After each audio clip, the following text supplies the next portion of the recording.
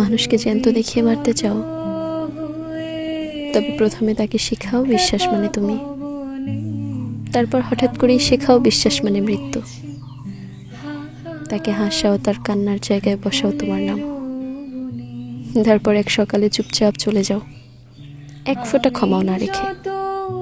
প্রথমে যত্ন নাও, প্রেম দাও, তারপর প্রচণ্ড ভালোবেসে মাঝপথে হাত ছেড়ে চলে যাও। ব্যাস, ঠিকই আঘাতই করেছিল কেউ, তারপর থেকে আর কোনো দিন নিজেকে আর খুঁজে পাইনি জ্যান্ত প্রাণে। এখনো মাঝরাতে ঘুম ভাঙে, মনে হয় কেউ আমার নাম ধরে ডাকছে, কিন্তু সেই কণ্ঠটা কেবল হাওয়ায় মিশে যায়।